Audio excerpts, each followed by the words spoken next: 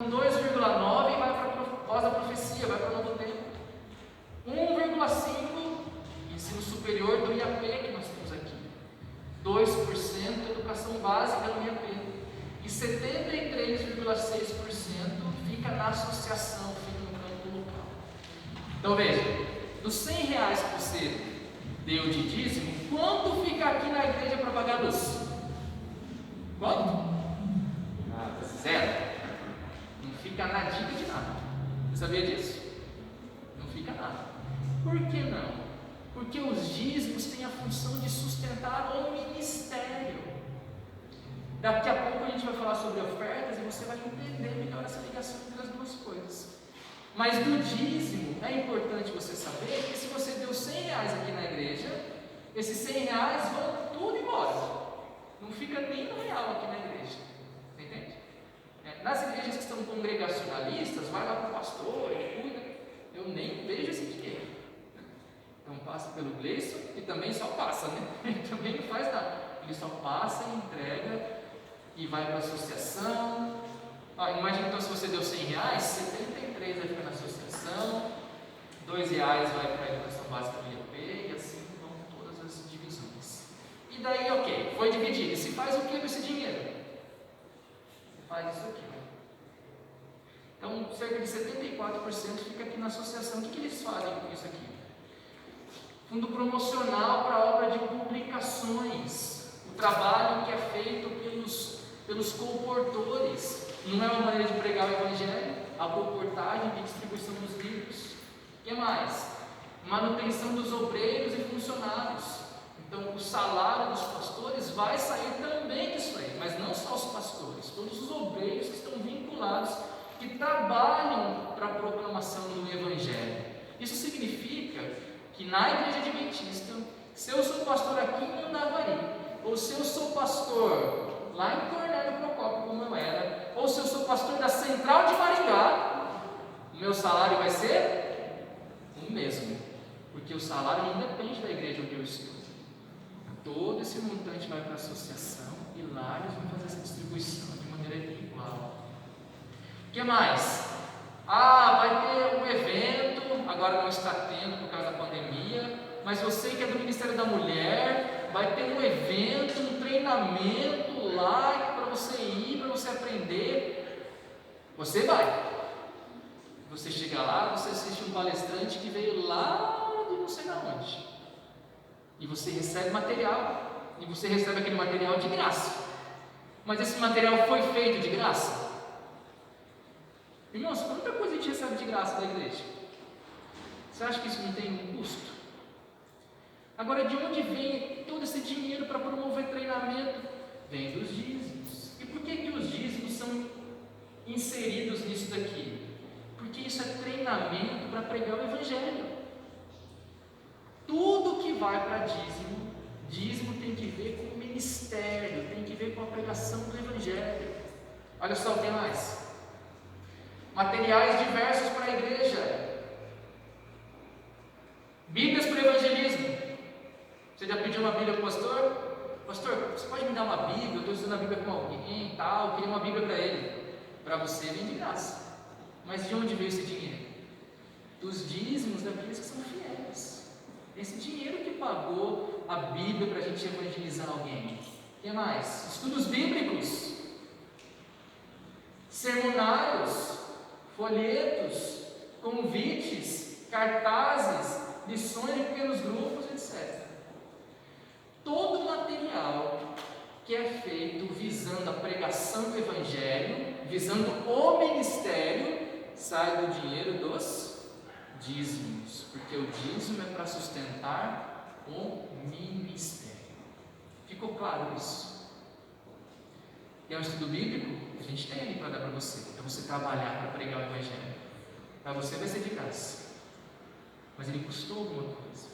E de onde vem esse dinheiro? De onde vem esse recurso? Da fidelidade dos irmãos que devolvem os seus dízimos, a manutenção do ministério. Alguém tem alguma pergunta sobre isso? Não? Vocês não perguntaram, mas normalmente tem pelo menos umas duas dúvidas sobre dízimo. tiver outra, depois pode me perguntar, que pode ser depois. Mas duas dúvidas bem comuns. Uma delas é a seguinte, ó. Devo dizimar do bruto ou do líquido? Bom, deixa eu fazer melhor essa pergunta. Você recebeu o seu salário e o dízimo tem que vir com a 10ª parte, certo? É a 10ª parte do que você recebe líquido ou do bruto? Qual que é a diferença entre salário líquido e bruto? Se você trabalha, você sabe bem, né? Se você ainda não trabalha, você não sabe. Mas a diferença é a seguinte: no seu holerite lá quando você recebe, talvez na sua carteira está lá que você receba 18 mil reais. Olha que alegria. Então você recebe lá 18 mil na sua carteira. E isso está registrado lá. Esse é o bruto. Mas você pega esses 18 mil de uma vez? Não.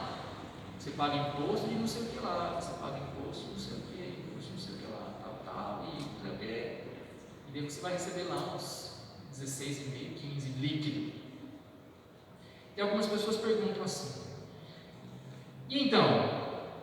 A gente devolve do líquido ou do bruto? Irmãos, um texto, uma passagem de Cristo nos ajuda a responder rapidamente essa questão. Jesus diz assim: dai a César o que é de César e dai a Deus o que é de Deus. Ora, se a César a gente dá do bruto, a Deus a gente deveria dar do líquido. Você entendeu?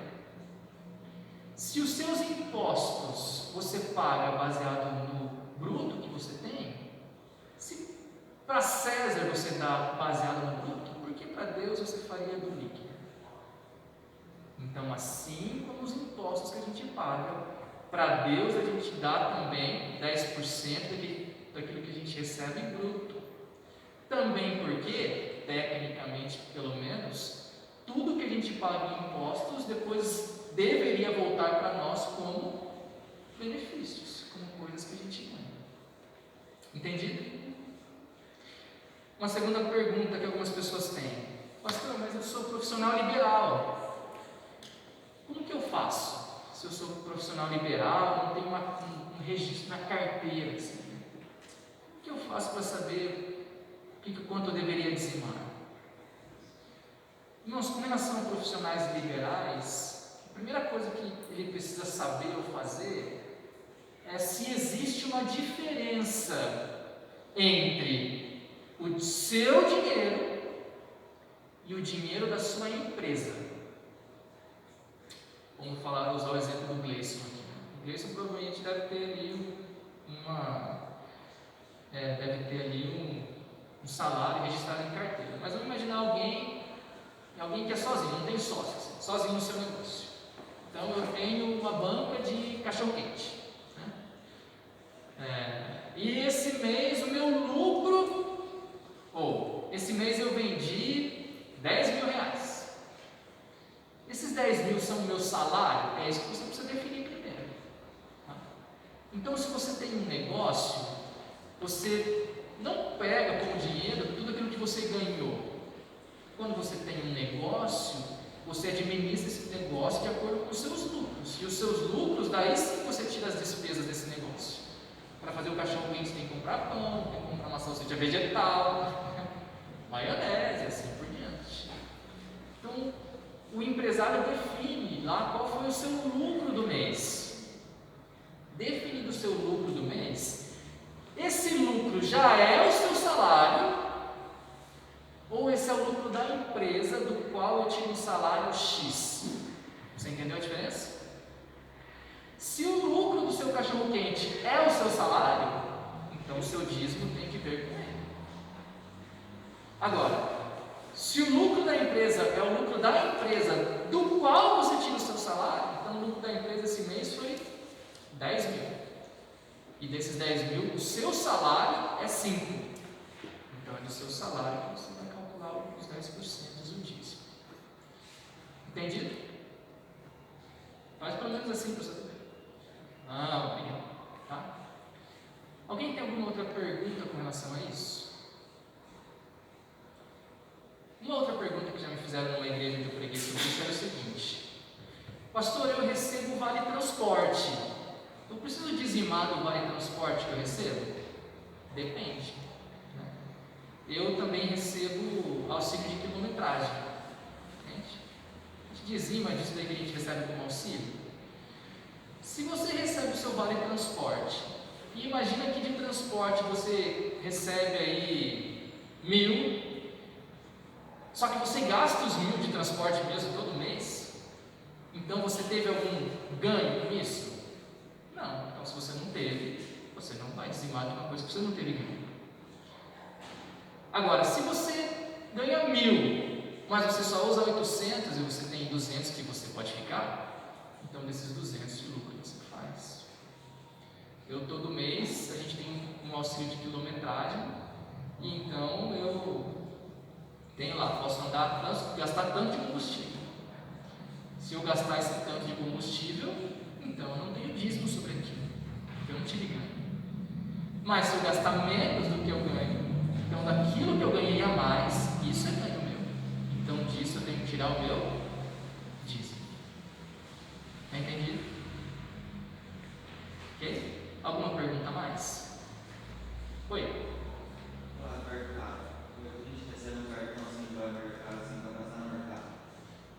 Muito boa pergunta essa. Eu tenho uma irmã também que ela também recebe um cartão de alimentação, né? Um vale alimentação. Como a gente faz com o vale alimentação? A gente dizima isso?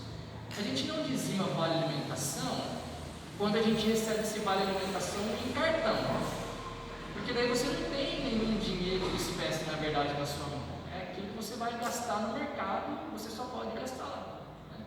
Se você ganhar em dinheiro e todo mês você acrescentar esse lucro, é uma coisa, mas se fica só no cartão, você pode usar só no mercado, isso não é um ganho a mais que você tem. Agora, o correto seria depois, eu na hora das ofertas, eu vou falar de ofertas depois, a gente pensar nisso e falar assim: ó, louvado seja Deus que eu tenho um cartão de alimentação, preciso ser grato por isso, porque se eu não tivesse, eu teria que gastar o meu salário por isso aqui, ok? Mas do vale alimentação, por exemplo, você compra algo, seu dinheiro já é dizimado. Sim. E depois você vende ele. Você tira o dízimo? Só se você teve lucro com isso. Agora, se você. Você tira do lucro. Do lucro. Ah, sim. Tá bom? Porque o dízimo tem que ver com o que você ganhou. Tá? E por falar nisso, uma questão muito importante também, ó. Irmãos, olha que bonito isso. Deus não pede de nós algo que Ele primeiro não nos dá. E essa sequência é muito importante. Porque na teologia da prosperidade, nas igrejas que pregam isso, fala assim: vem aqui e traga sua oferta, seu dízimo de 1.000 que Deus vai te dar em dobro. Irmãos, não é isso. O dízimo e as ofertas a gente não faz para a gente ganhar mais coisas de Deus. Você não trouxe aqui o seu dízimo para garantir que você tenha salário no mês que vem. Você trouxe porque Deus te concedeu um emprego e te concedeu salário. Quem faz primeiro é Deus e não nós. E essa sequência é importante, né? É porque assim, eu tinha um irmão. Sim. E ele construiu uma casa, né? E ele falou assim: olha, esse dinheiro é dizimado. Aí depois ele mudou para Maringá e ele falou assim: não, eu não vou devolver o dinheiro porque ele vendeu a casa e falou assim: esse dinheiro já é dizimado. Entende? Tá? Então, se a gente teve lucro com isso, está em cima do lucro, sim, porque foi uma bênção que Deus nos concedeu, um acréscimo que Ele nos deu. Irmãos, eu estou fazendo perguntas, normalmente em sermão isso não é muito comum, né? Mas é porque é um momento importante para você tirar as suas dúvidas, tá bom? Além dessas duas perguntas, tem mais alguma dúvida sobre isso? Não? Então nós vamos falar um pouco sobre ofertas, tá joia? Porque dízimo é uma coisa e oferta é outra coisa, tá? Abra sua Bíblia em Êxodo, capítulo 36.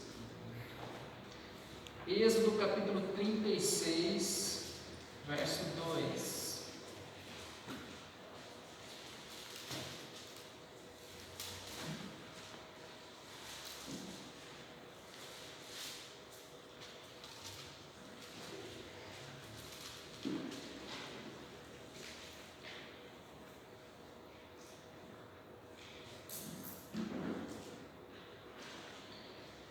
Acharam aí?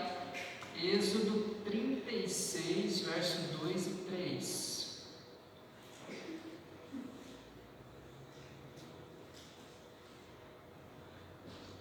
Aqui vai dizer assim, Moisés chamou a Bezalel e a Oliabe e a todo homem hábil em cujo coração o Senhor tinha posto sabedoria, isso é, a todo homem cujo coração o impeliu a se chegar à obra para fazê-la. Estes receberam de Moisés o quê? Todas as ofertas que os filhos de Israel haviam trazido para quê? Para a obra do serviço do santuário, para fazê-la. E ainda cada manhã o povo trazia a Moisés ofertas voluntárias. Você vê? Então, duas coisas que a gente vê claramente que já diferem a oferta de dízimos. Primeira coisa, o dízimo tem que ver com fidelidade. Deus falou 10, então é 10 e a gente faz. Agora aqui está dizendo que as ofertas eram voluntárias, levava, quem queria ir lá levava. E levava para que propósito? Para a construção do tabernáculo, para a construção do templo. Os dízimos eram para o sustento dos levitas, e as ofertas tinham que ver aqui com a reforma, a construção do tabernáculo, a construção do templo. A gente tem um outro texto que fala sobre isso, 2 Reis, capítulo 12, abra sua Bíblia, a gente está vendo vários textos hoje, né? Hoje está com um estudo bíblico, mas esse texto é muito importante. 2 Reis 12. Então no Êxodo a gente viu ali as ofertas sendo levadas voluntariamente para a construção do templo, do tabernáculo. Agora 2 Reis 12, 4 e 5.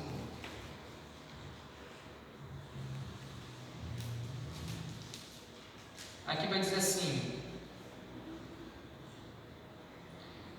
disse Joás aos sacerdotes: todo o dinheiro das coisas santas que se trouxer à casa do Senhor, a saber, a taxa pessoal, o resgate de pessoas segundo a sua avaliação, e todo o dinheiro que cada um trouxer voluntariamente para a casa do Senhor, recebam os sacerdotes, cada um dos seus conhecidos, e eles reparem os estragos da casa onde quer que se encontrem. Então aqui as ofertas, o dinheiro que era levado voluntariamente, estava sendo usado para manutenção do tabernáculo, manutenção do templo. Você percebe? Bom, dito isso, o propósito então dos dízimos, os dízimos têm que ver com a manutenção do ministério, mas já as ofertas então estão ligadas à manutenção e construção de estruturas das igrejas, dos templos ou das casas de culto em si. Eu quero mostrar para vocês então um pouco sobre como as ofertas são distribuídas dentro da nossa igreja, dentro da igreja adventista. Muito bem. Vamos então agora falar sobre ofertas. Imagina que você trouxe R$100 de dízimo e você trouxe, vou dar só um exemplo, R$10 de oferta, só para ficar fácil a conta. Dos R$10 de oferta que você trouxe aqui na igreja, colocou aqui, quanto vai ficar para a igreja? Aqui está dizendo que 60% fica para o caixa local. Para quê? Para manutenção, conservação, construção e departamentos locais. Tá? Então, se você trouxe R$10 de oferta, dos R$10 de oferta, 6 fica na igreja. E a dos seus R$6 que vai pagar a luz, que vai pagar a água. Se a gente fosse alugado, graças a Deus não é, ia pagar o aluguel, essas coisas, essa manutenção, a limpeza da igreja. Tem que ter alguém para limpar a igreja, e essa pessoa não é sério, tem alguém para limpar a igreja, deixar conectado. Você está entendendo? Precisa comprar um equipamento, a gente tem um projetor aqui, graças a Deus. Mas se não tivesse, a gente ia recorrer ao dinheiro do quê? Das ofertas.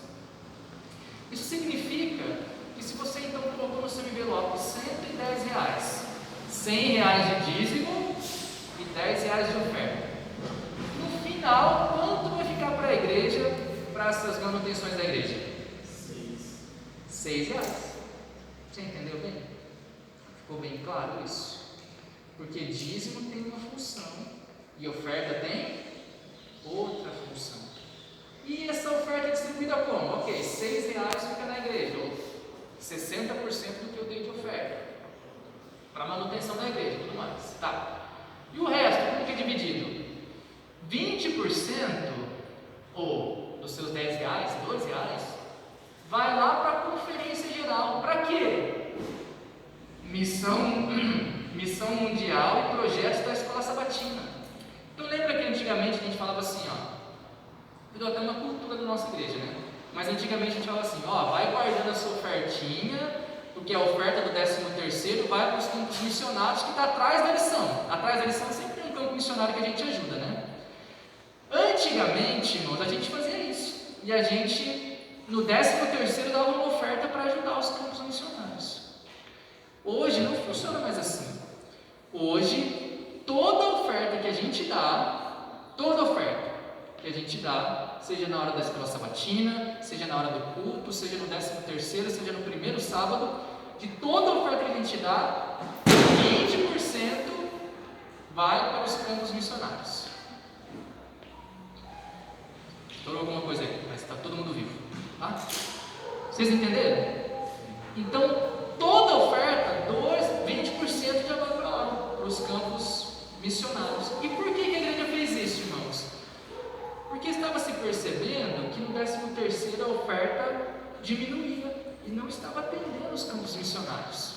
Porque as pessoas estavam começando a pensar só na igreja local, né? Tem que dar oferta para ficar aqui, para pagar a nossa luz, para pagar a nossa água, pagar a nossa... E daí a oferta para os campos missionários estava diminuindo. Então a igreja mudou o método para que a gente sempre envie ofertas para os campos missionários. Ok? Já vou falar um pouco mais sobre isso. Opa! Ixi, olha, eu errei tudo, me ajudei. Já apareceu aí. Muito bem. Mais um pouquinho, pode mais. Pode deixar que eu mexo aqui, né?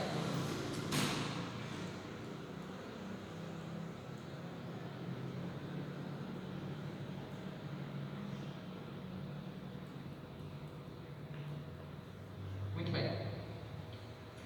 2,4% vai para a divisão sul-americana, que é a sede lá em Brasília, missão global, missão pró-Bíblia e para os flagelados. 3,6% para a União Sul-Brasileira, para projetos missionários, programas de desenvolvimento.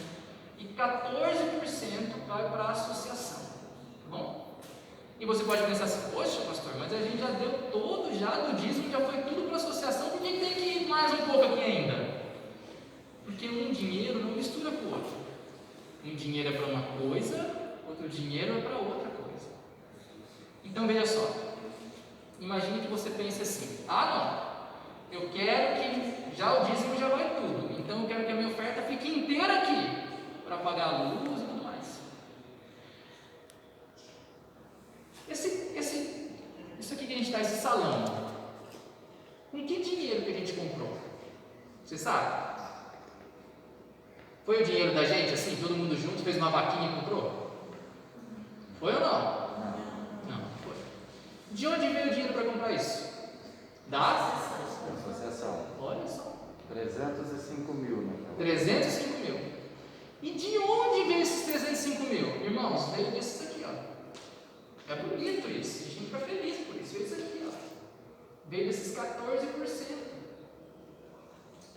Então, se você deu R$6, R$10 de oferta, um pouquinho foi para isso aqui, foi lá para a associação. Por que tem essa divisão? A gente comprou também esse terreno aqui do lado, certo? Mas foi a gente que fez uma vaquinha? Não. De onde veio o dinheiro? Da associação. Por que a igreja faz assim, irmãos? Porque para Jesus voltar, a gente tem que pregar o evangelho no mundo inteiro. Não é só nos 5 conjuntos. Então tem que ter recurso nos 5 conjuntos, mas também tem que ter recurso que chega lá em Cornélio, onde eu estava. Lá a gente também teve que reformar a igreja. E a igreja sozinha não tinha condição. Então a gente pediu ajuda para a associação, que daí, desse pouquinho, mas que todo mundo ajuda, consegue um montante para conseguir fazer as coisas. Para comprar um terreno, para construir uma igreja. É desse dinheiro. Você entende? Jesus não vai voltar se a gente pregar só aqui. Jesus vai voltar quando o Evangelho for pregado no mundo inteiro. E é por isso que os nossos recursos, a nossa oferta, o nosso dízimo não fica só aqui. Ele vai ser espalhado para o mundo inteiro, para que a mensagem chegue no mundo inteiro. E aí Jesus vai voltar. Amém? Amém. Isso significa que quando você é fiel no seu dízimo e na sua oferta, você está contribuindo para que a pregação do Evangelho alcance o mundo inteiro. E Jesus volte, não é isso que a gente quer no final das contas. Não é isso que a gente quer. Quero também deixar bem claro aqui uma diferença interessante e importante entre os dízimos e as ofertas. Que o dízimo, Deus definiu que é 10% e não tem conversa. Ele usou sua soberania para isso. Agora as ofertas são voluntárias. Agora, irmãos, o que é voluntário na oferta é quanto nós vamos ofertar.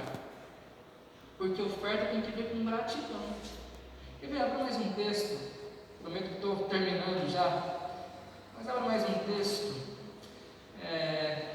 Deuteronômio 16.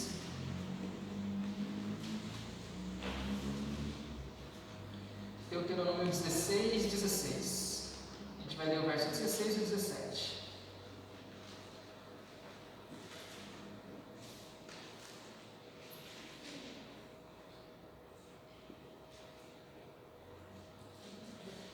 A gente vai ler esse texto e mais um apenas, ok? Na verdade, mais dois. Então aqui diz assim, Deuteronômio 16, 16 e 17. 3 vezes no ano, todo varão entre ti aparecerá perante o Senhor teu Deus, no lugar que escolher, na festa dos pães asmos, na festa das semanas, na festa dos tabernáculos. Porém, não aparecerá de mãos vazias perante o Senhor. Olha que texto interessante esse, né? Cada um oferecerá na proporção que possa dar. Segundo o quê? Segundo a bênção que o Senhor, seu Deus, lhe houver concedido. Então aqui não está falando de dízimo. Aqui está falando de oferta. Duas coisas importantes. Primeira, porém não aparecerá ninguém de mãos vazias perante o Senhor. E segunda coisa, cada um oferecerá na proporção que possa dar, segundo a bênção do Senhor. E o outro texto, 2 Coríntios 9, 7.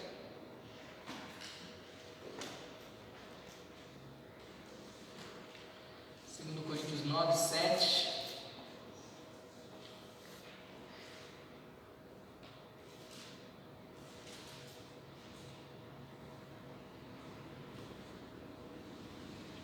Que diz assim: cada um contribua segundo tiver proposto no coração, e não com tristeza ou por necessidade, porque Deus ama quem dá com alegria. Então esse texto está falando de dízimo? Não, esse texto está falando de oferta. Agora veja, o que é segundo a bênção é o quanto a gente vai ofertar, e não se a gente vai ofertar. É diferente, não é? Abra sua Bíblia mais um texto para isso ficar bem claro. Está no livro de Malaquias. Esse texto é o mais conhecido sobre esse tema, né? Abra sua Bíblia no final do livro de Malaquias. Malaquias é o último livro do Antigo Testamento.